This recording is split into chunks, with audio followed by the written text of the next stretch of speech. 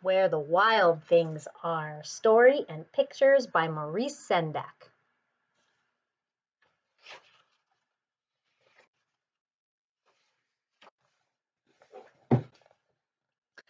The night Max wore his wolf suit and made mischief of one kind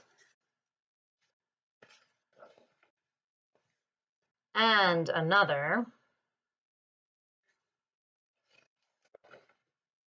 his mother called him Wild Thing, and Max said, "I'll eat you up." So he was sent to bed without eating anything.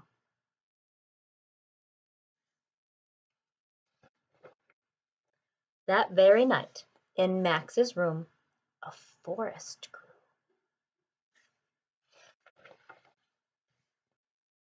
And grew. And grew until his ceiling hung with vines and the walls became the world all around.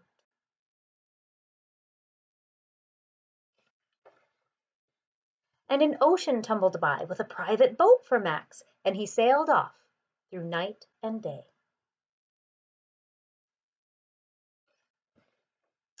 And in and out of weeks, and almost over a year to where the wild things are.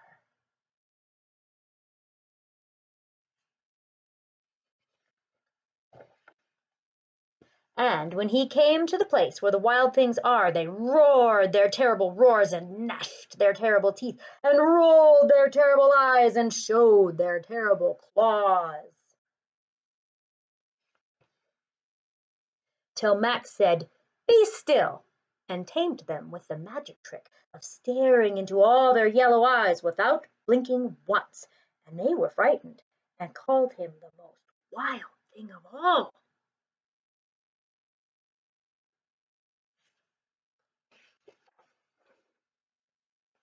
And made him king of all wild things. And now, cried Max, let the wild rumpus start.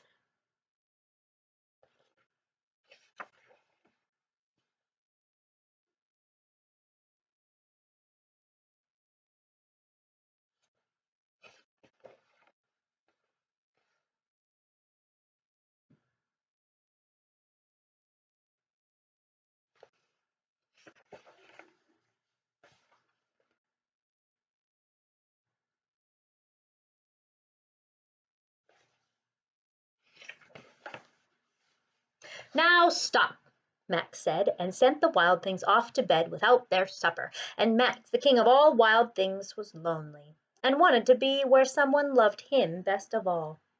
Then, all around, from far away across the world, he smelled good things to eat. So he gave up being king of where the wild things are. But the wild things cried, "Oh, please don't go, we'll eat you up, we love you so." And Max said, "No." The wild things roared their terrible roars and gnashed their terrible teeth and rolled their terrible eyes and showed their terrible claws. But Max stepped into his private boat and waved goodbye.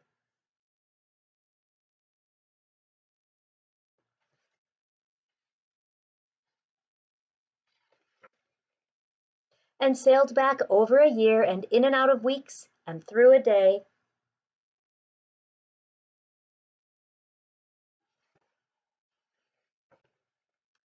And into the night of his very own room, where he found his supper waiting for him.